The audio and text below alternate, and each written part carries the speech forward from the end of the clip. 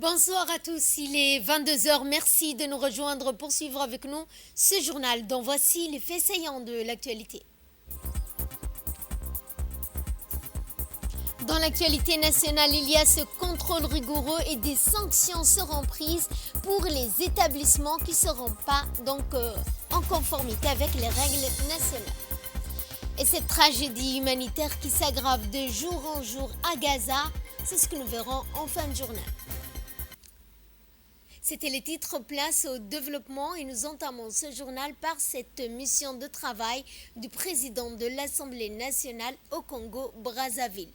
Et ce, pour participer à l'Assemblée parlementaire de la francophonie, la délégation djiboutienne conduite par le président d'Illeta, Mohamed Dilleta, président de l'Assemblée nationale, accompagné d'une forte délégation parlementaire composée de l'honorable Omar Abdullahi, membre de la section APF de Djibouti, ainsi que de madame l'honorable Oubah Abdullahi, également membre de la section APF de Djibouti. La séance d'ouverture de la conférence s'est tenue au palais du Parlement à Brazzaville de l'Assemblée nationale du Congo en présence de nombreuses délégations venus des pays membres de l'Assemblée parlementaire de la francophonie.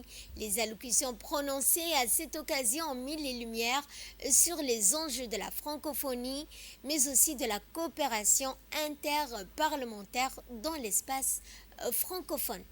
Retour à Djibouti où la présidente de l'Assemblée nationale par intérim, Mme Sofia Elmi, a reçu dans le salon d'honneur de la représentation nationale une délégation parlementaire française de haut niveau conduite par Madame Anne Hennef, députée à l'Assemblée nationale française et rapporteure pour avis auprès de la Commission de la Défense.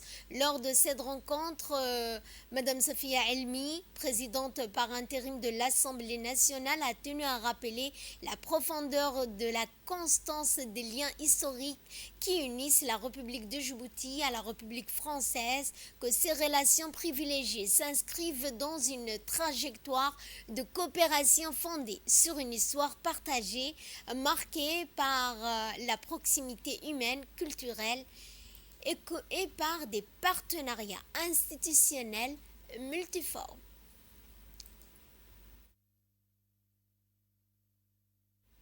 Dans le prolongement de cette visite, la présidente par intérim de l'Assemblée nationale, Mme Sofia Elmi, a poursuivi les travaux avec la délégation française. Cette réunion de travail a permis d'approfondir les échanges autour des priorités stratégiques des partenariats bilatéraux. Les discussions se sont principalement concentrées sur les perspectives liées à la ratification du nouveau traité de coopération en matière de défense, actuellement en examen au Parlement français. Ce cadre renouvelé de coopération vise à adapter les instruments juridiques existants aux défis sécuritaires contemporains tout en consolidant la complémentarité des actions en matière de défense, de stabilité régionale. Les deux parties ont exprimé leur volonté conjointe d'institutionnaliser un dialogue parlementaire régulier et structuré couvrant les domaines prioritaires de la coopération tels que la sécurité régionale, la lutte contre les menaces asymétriques, conformément au renforcement des capacités nationales, des formations des forces armées ainsi que la lutte contre la cybercriminalité. Un bout de papier qu'on signe, ça a un impact sur les forces françaises présentes, puisqu'on engage nos forces. Ça a un impact sur votre pays, sur votre sécurité, sur votre peuple. Et donc, pour cela, il me semblait essentiel, ce n'était pas obligatoire évidemment, mais j'ai demandé à venir, avant qu'on le vote, de venir à la rencontre du peuple djiboutien. La présidente par intérim de l'Assemblée nationale s'est également exprimée, suivant un extrait de son intervention.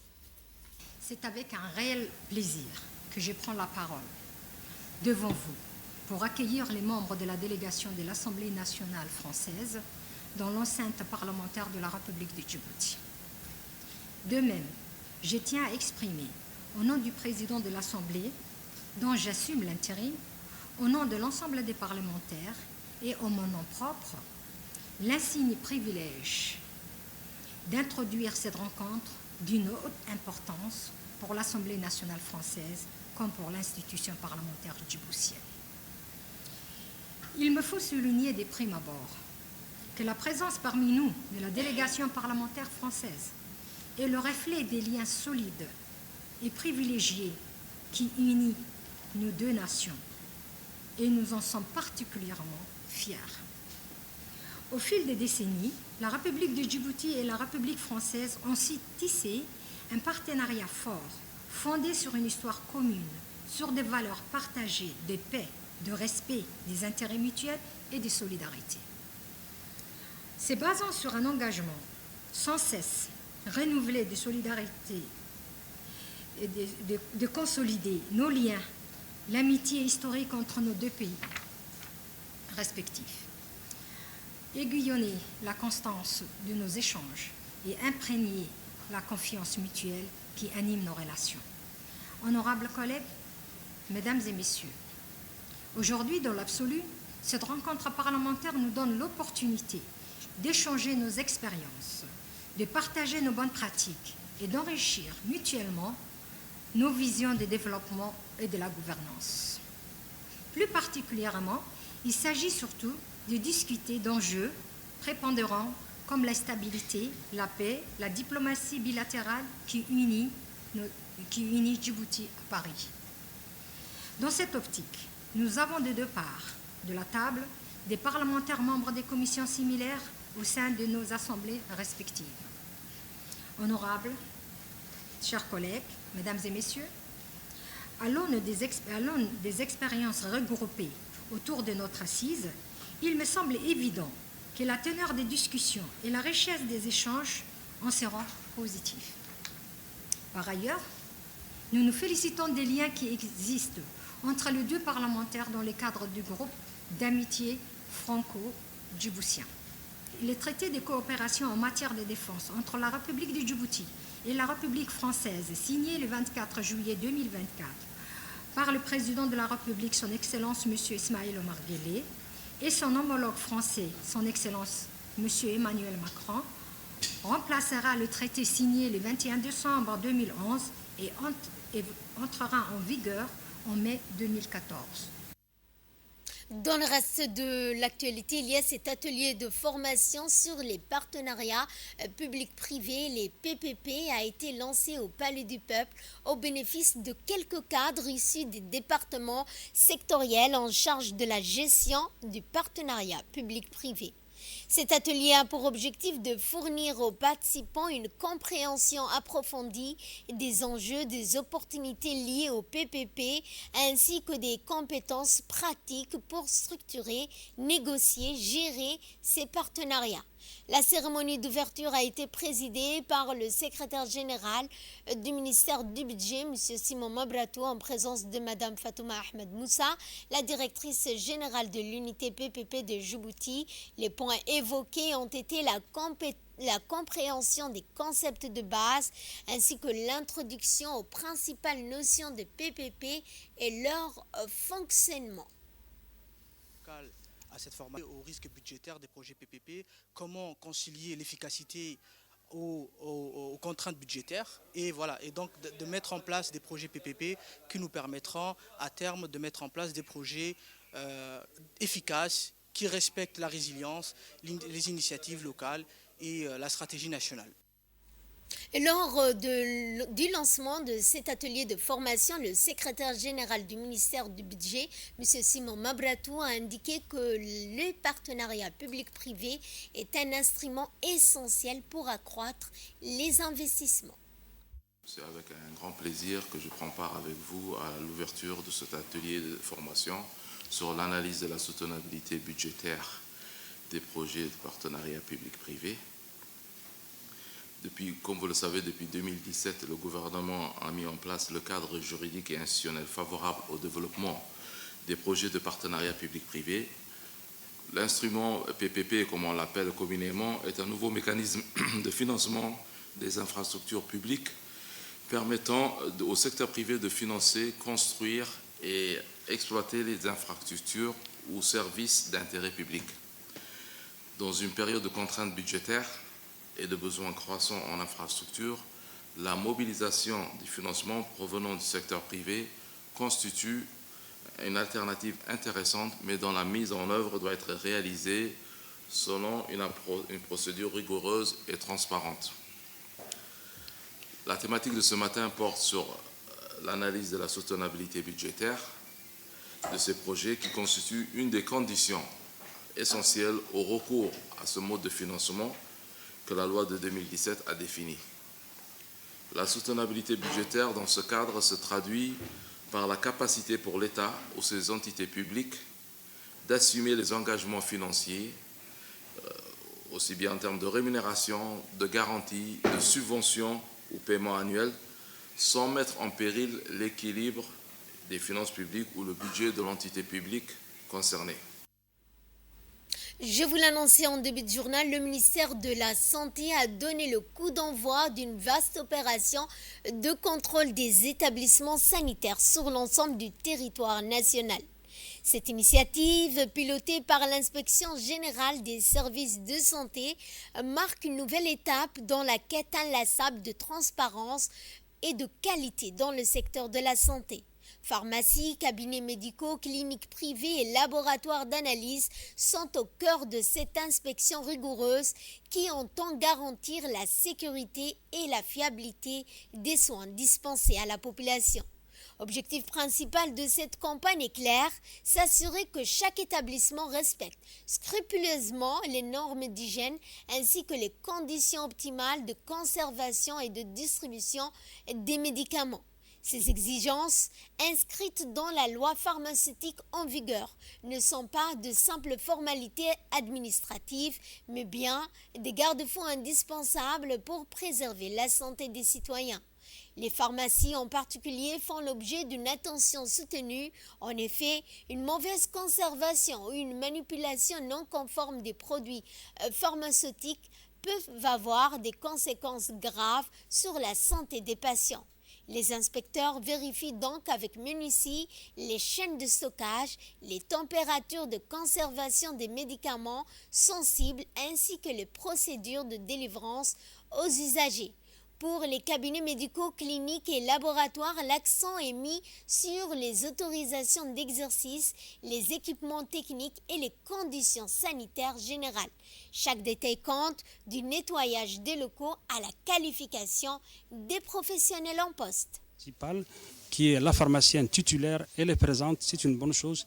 Et nous allons continuer à fermer les pharmacies qui n'appliquent pas la législation pharmaceutique en vigueur pour servir la population et le pharmacien titulaire doit être présent. C'est une obligation conformément à la législation en vigueur dans notre système de santé.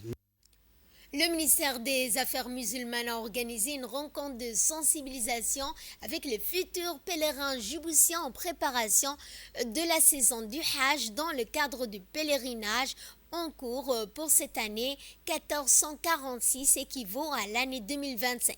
Le ministère des Affaires musulmanes et des Biens Waqf a organisé ce matin une rencontre de sensibilisation au Palais du Peuple en présence d'un grand nombre de pèlerins djiboutiens qui accompliront cette année le 5e pilier de l'islam.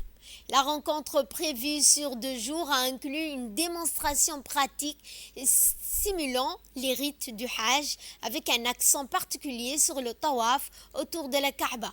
Le programme auquel ont participé aujourd'hui les 2 premiers groupes de pèlerins a également comporté une session d'orientation sanitaire animée par l'équipe médicale accompagnant les pèlerins. Le nombre de pèlerins djiboutiens cette année s'élève à 1400 personnes qui effectueront le Hajj cette année. Ils seront transportés vers les lieux saints à bord de 4 vols organisés par la compagnie Flynas à raison de 350 pèlerins par vol.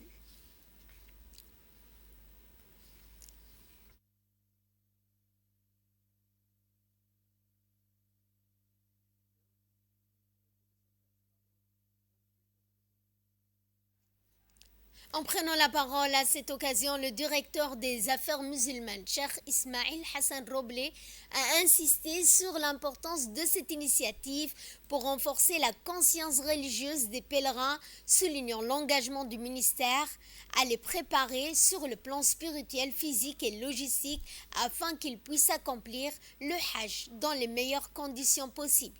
Il est important de noter que la coopération entre les pèlerins renforce l'esprit d'unité islamique et incarne la véritable fraternité prônée par notre religion. À chaque égard, le ministère travaille à organiser des programmes et des initiatives visant à promouvoir cette coopération. Autre actualité, l'hôpital des armées marque une avancée significative avec la tenue de la conférence sur l'implantation cochléaire, un événement essentiel dédié à l'amélioration de l'accessibilité aux soins auditifs et à l'accompagnement des patients dans leur parcours vers de meilleures qualités de vie. Au cours de cette conférence, l'accent a été mis sur le cheminement des patients, depuis le diagnostic jusqu'à l'intervention chirurgicale et d'un suivi d'une rééducation auditive complète. Cet événement a rassemblé les experts médicaux, les spécialistes de l'audition et les familles pour échanger sur les avancées technologiques et les défis rencontrés. Les solutions apportées pour une prise en charge optimale. Un moment particulièrement émouvant de cette conférence a été l'activation de l'implant cochléaire pour 3 jeunes patients par Dr Abdi Oukiye, médecin capitaine, et Mme Beni Hella, représentante de la société cochléaire spécialisée dans les solutions auditives. Et à cet effet, le docteur Oukiye a donc expliqué à quoi servaient ces prises en charge, notamment pour rendre l'ouïe à certaines personnes. Nous l'écoutons. À l'occasion de la journée d'activation et la conférence sur l'implant cochléaire à Djibouti. Aujourd'hui, personne ne doute que la surdité représente un fléau mondial. Par contre, elle constitue un problème de santé publique majeur dans le monde, y compris à Djibouti, ici. C'est pourquoi cette journée revêt une importance particulière, car elle marque un pas vers un avenir et un accès de la santé auditive à Djibouti pour tout le monde. Je suis particulièrement fier de vous rappeler que dans le cadre de la 3e édition des programmes de la Fondation Lalla Asma du Maroc, qu'elle a été programmée presque 100 enfants, tous les pays africains. 3 enfants djiboutiens issus de la famille défavorisée djiboutienne ont bénéficié de cette intervention chirurgicale. En tant qu'oreille djiboutien, c'est fait un immense honneur et un véritable privilège de participer à cette formation sur la greffe de l'implant cochléaire.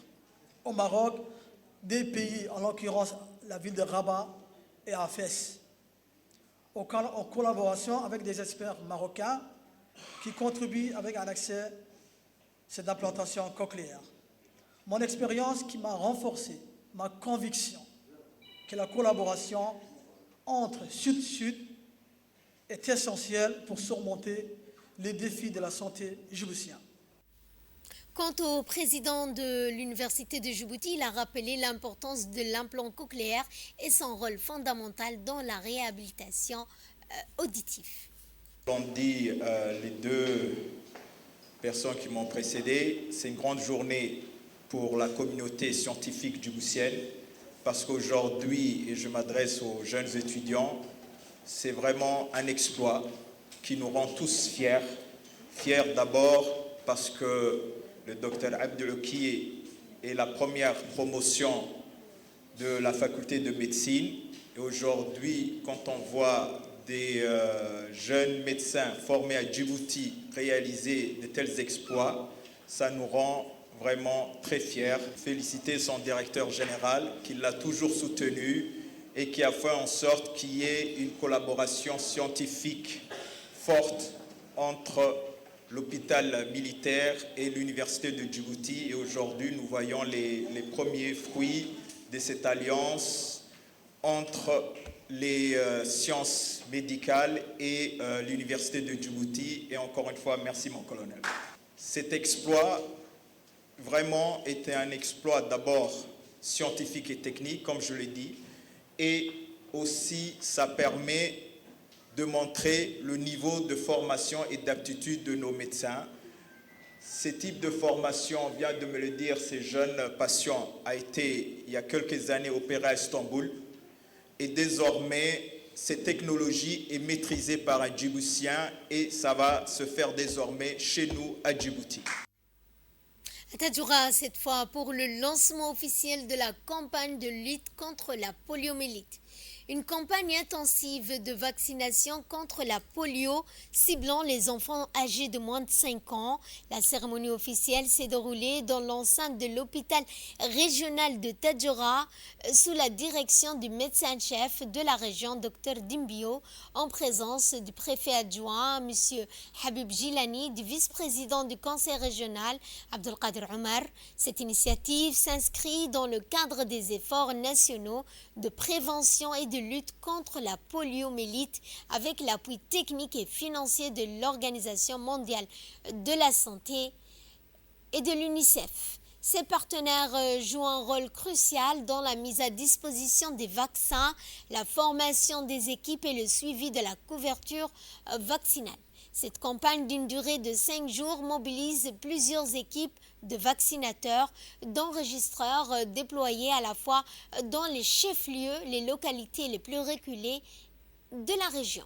Il y a beaucoup de cas dans les pays voisins comme l'Éthiopie, la Somalie, et Djibouti n'est pas à l'abri des nouveaux cas. Donc j'encourage la population à accepter la vaccination et à faire tout pour que cette campagne puisse se dérouler dans les meilleures conditions. Et sans oublier que toutes ces campagnes se font avec la collaboration, surtout les partenariats de l'UNICEF et de l'OMS et Gavi qui nous aident beaucoup et nous leur demandons de toujours nous soutenir. Merci beaucoup.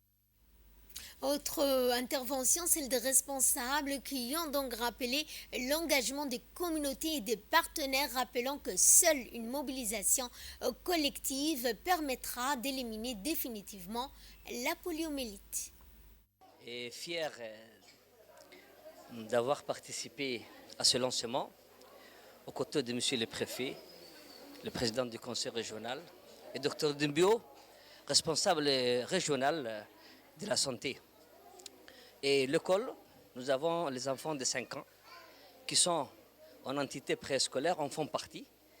Et bon lancement à ce projet de vaccination. Pour le premier lancement de la première phase de la poliomyélite, qui va couvrir toute la région de Tadjoura. En amont déjà, les vaccinateurs ont été préparés, d'abord pour recenser et ensuite pour vacciner. Cette région, comme on le sait, est une très grande région. Or, aujourd'hui, à ma connaissance, ce qui a été répertorié plutôt, c'est 8 000 enfants.